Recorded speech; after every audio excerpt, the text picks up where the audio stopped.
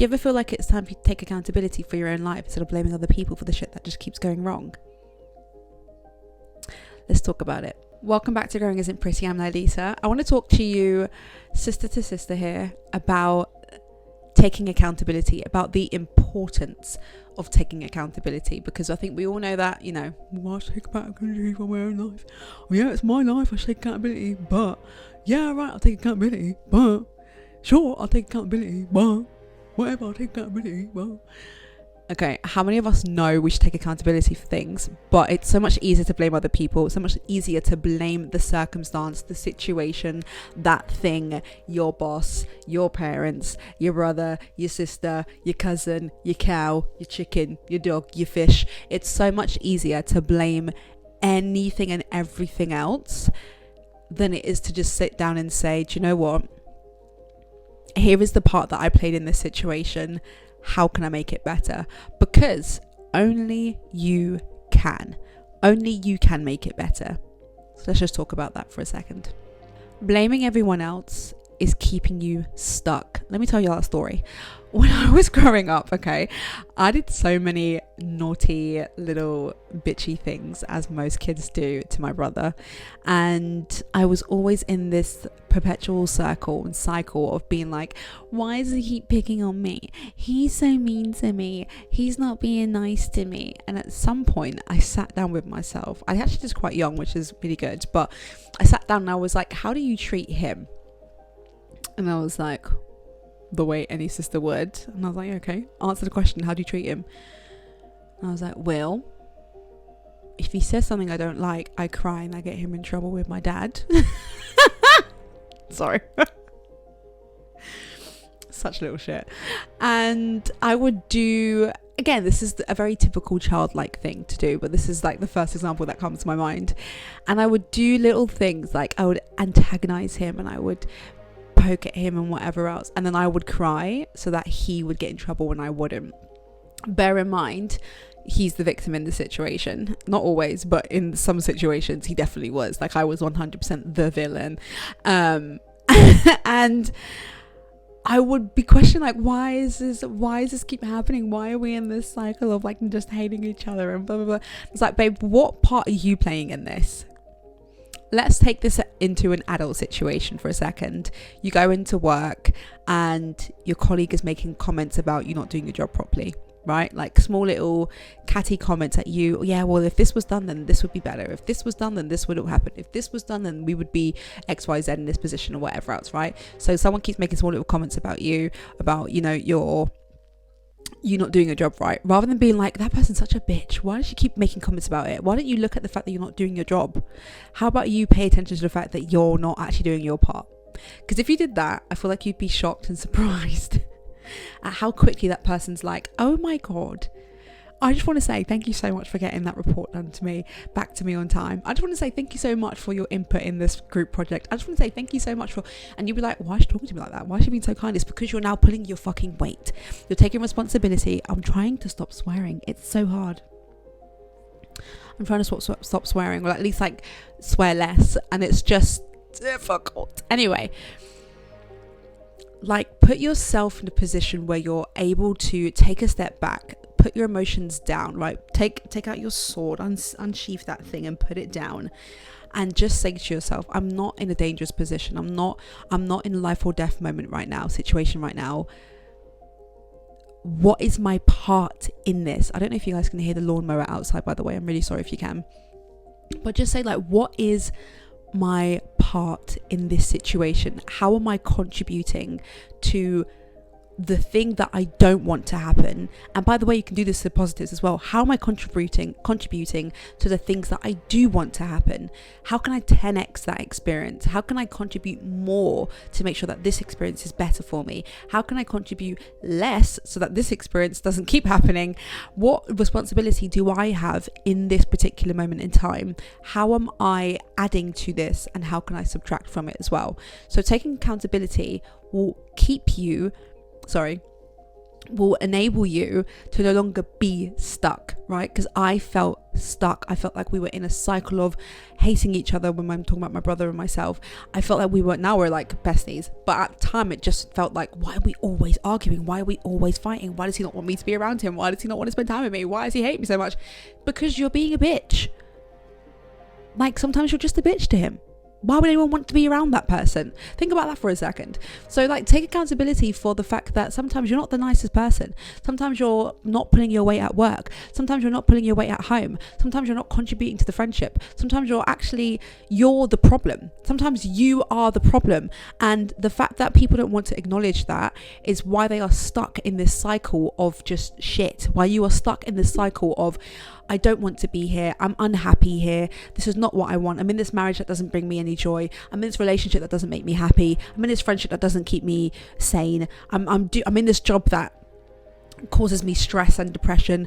I'm in this country that is constantly raining and I absolutely hate it. Move. I'm in this where is your part in everything that is happening that you don't want? You feel stuck because you're not taking accountability for the fact that you have a part to play. Take ownership of your actions and your decisions. This is, by the way, one of the most empowering things that I personally have done, is to take ownership of my actions and my decisions. I used to have this mentality, and I think a lot of us do, a victim mentality we call it, that things keep happening to me. There's nothing I can do. I'm a victim of my circumstances. Everything is, woe is me. And now I can't stand people that do that. I just don't have time and patience for them.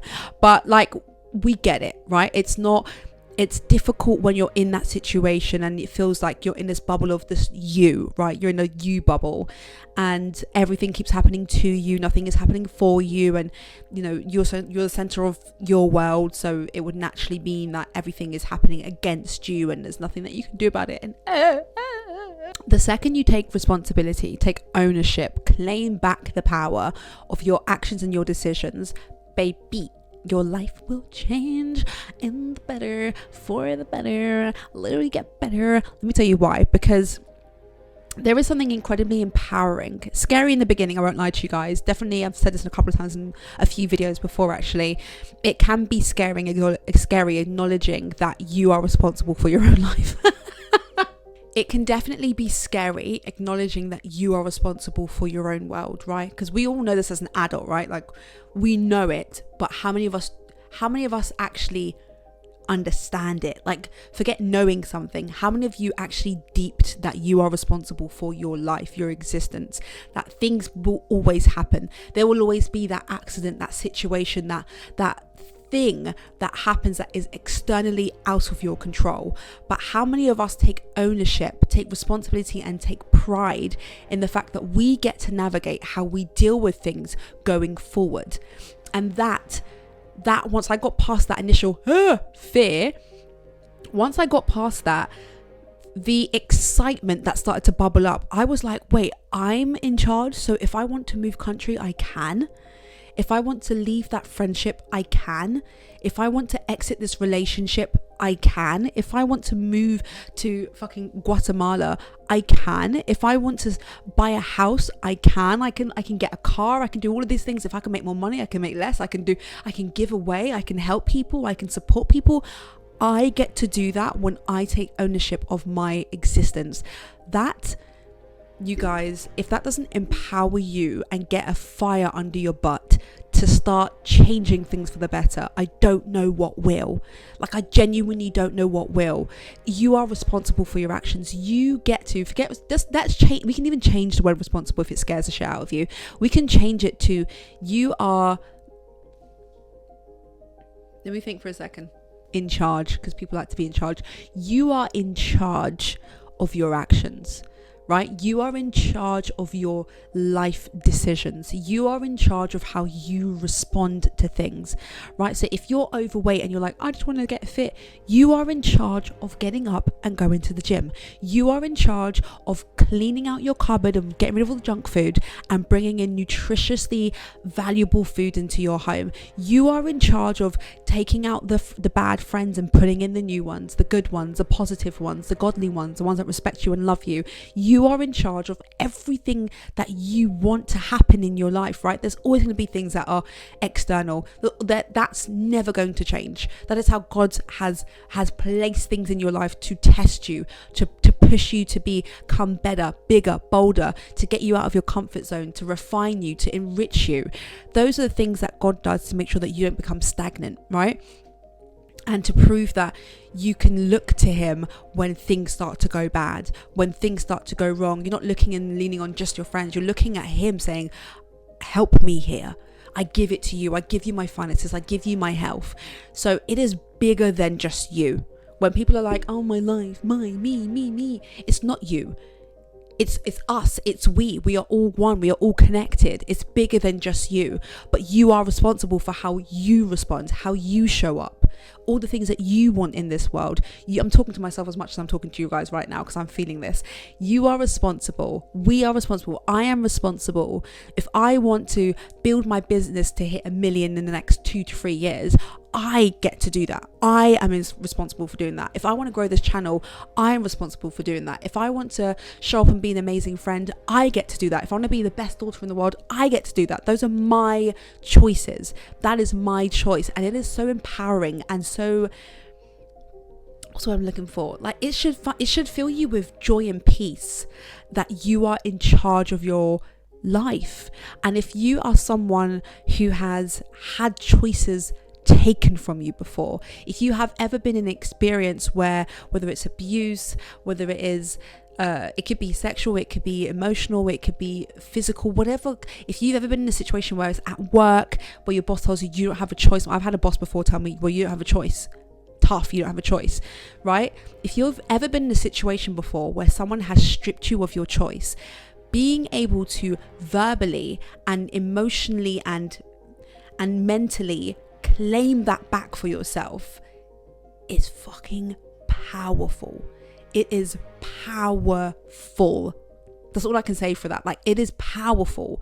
I want this to get you guys excited. Like, it is powerful to know that you are responsible. You are in charge of your ship. You are steering this boat. Guys, I'm getting myself all worked up today. I'm about to go to the gym. I'm about to just work some steam off. If you're ever thinking to yourself, I don't know if I've made so many mistakes in my past, and I've done another video on this as well. If you're ever thinking like I've made so many mistakes in my past, just know that God has forgiven you. God forgives you. Jesus died for our sins. God has forgiven you. The second you've made it, he forgave you. I watched a video actually the other day of this girl who was on her fast, and she was like, she had these like little tiny fruits in her hand, and she was smelling them because she just picked them off of her tree in her garden, and she was like, oh, they smell so nice, and she bit it. She's fasting, by the way, like a full, not like a Daniel's fast where you can have fruits and whatever. She was like full on no food fasting for I think about days. I think it was like 15 days, something like that. And she was fasting, and she took off the fruit, and she was smelling them, and she bit it, and you could see her reaction where she's like, oh my god, it tastes so good, like it's so amazing. And then you can see the oh shit moment on her face where she's like, damn. And then immediately she's like, she's praying. Immediately, the second she acknowledges that she's broken her fast, she starts praying, because she knows in her heart of her heart, right, that God has forgiven her. The second she put it in her mouth, he forgave her. But you have to acknowledge your part in it, right? So this is where people go wrong. Oh, God forgave me of my sins. I'm going to keep doing it though. God forgave me of my sins. I'm going to keep doing it. We do have a very forgiving God, but we also have a jealous God. We also have a God that will stare at you in your soul and be like, you're going to keep doing this. Okay, so you didn't learn. Okay, well, I'm going to give you the same lesson over again. I'm going to keep giving you the same experience over and over and over again. So for people that are like, why does this keep happening to me? It's because you haven't acknowledged your part in it. So he's going to give you the exact same thing over and over and over and over again until you recognize that you are going wrong somewhere in this line.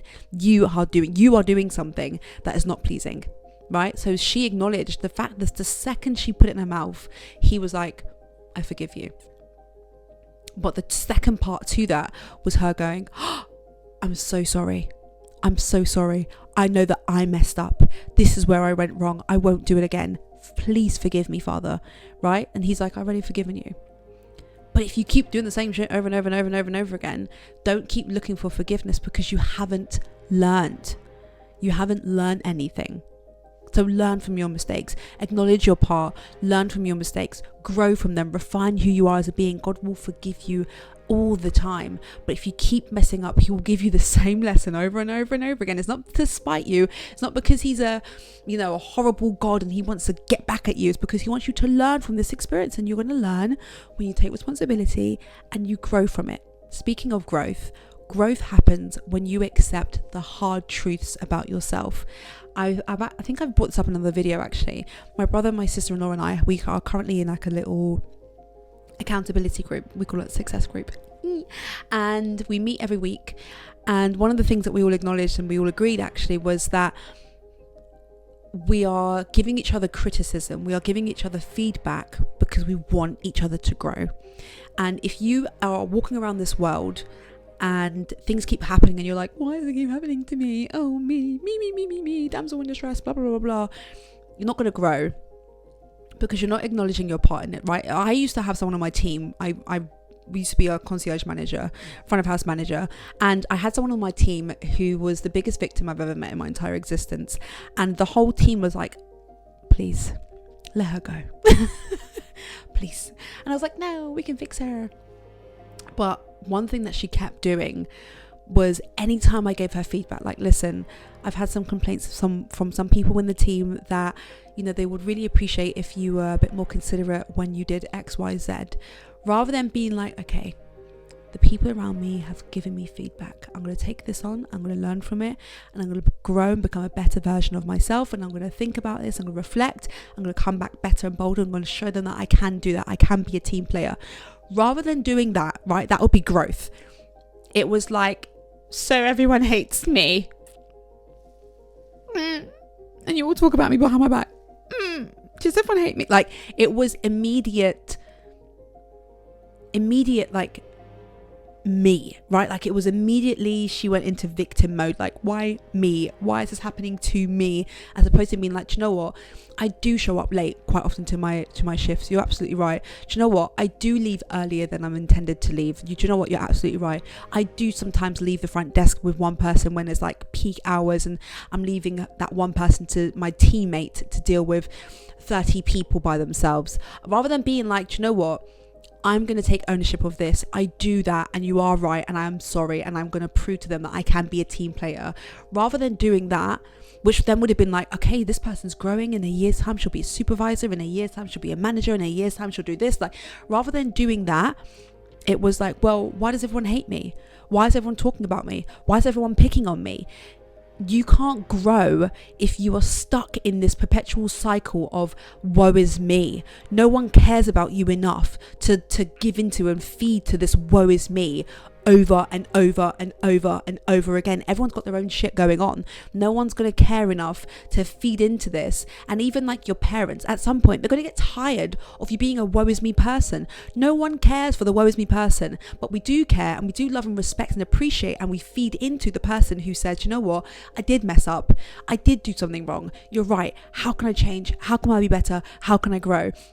With that being said, it doesn't mean that it doesn't hurt that person's feelings. It doesn't mean that your feelings are not going to be hurt. There's always going to be an emotional reaction, right? But it's your responsibility to catch that, manage that in your own time. And also, as your manager, we can bounce ideas off each other. Like, if you're feeling like the team's talking about you behind your back, you can tell me this. We can talk about these things. You can have that friend that you can go to. Like, don't suppress. I'm not trying to be like, just be better and be perfect. That's not what I'm trying to say. What I'm saying is, there is always a time and a place to express how you feel, but there's also, at the end of the day, you have to take responsibility for your part. So if this person said to me, do you know what, Nalita, it really hurts my feelings that everyone is talking about me, rather than just coming to me, I said, do you know what, I can completely understand why you'd feel that way. I would feel that way too. So how about you speak to them and just say, guys, listen, I'm an open book. If you've got feedback, talk to me. Like, you don't have to go to our manager, you don't have to go to one another and talk about it amongst yourselves. It makes me feel like you guys are just talking about me negatively. I would really appreciate if you came to me and gave me this feedback. I understand that maybe in the past I haven't maybe taken feedback the best way, but right now I really want to try and change that. I want to be able to receive feedback positively from anyone. So please, next time if there's a problem, come and talk to me. Okay? Because that, you're acknowledging that it hurts your feelings. You're acknowledging that it made you feel like people are talking about you behind your back. But at the same time, you're taking responsibility for the fact that maybe you haven't been the most open to, what's what I'm looking for? You haven't created a space for people to feel like they can give you that feedback. So rather than blaming them for talking about you, take a second to look and say, do you know what,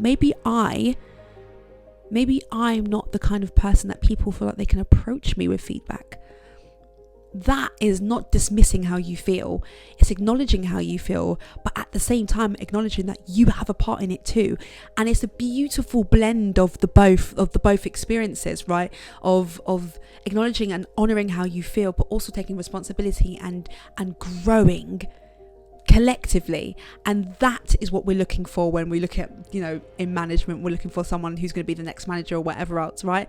So just take that and apply that to your life, apply that to your relationships with your friends, with your spouse, with your family members, with your colleagues, with anyone, on the strangers on the street, the interactions that you have with the train guy, everyone. That was such like a big swallow of spit, sorry. Your growth will happen. Your growth will happen the second you acknowledge and take ownership, right? Take ownership. And by the way, this will happen in increments, but take ownership of the fact that you are responsible for your life. And like I was saying, it will happen in little stages. At first, there'll be some resistance. You'll be like, no, that's not going to happen to me. Like you'll fight it. Like at first, it'll be like, this just feels emotional. It just feels heavy emotions. Like it feels like negative feedback. It feels like this. Everyone feels like everyone's against me. It will feel that way. With time, I was going to say but with time, it gets easier to extract yourself personally from the equation. It is not a personal attack when someone says you could be better at this, I feel like you could do more of this.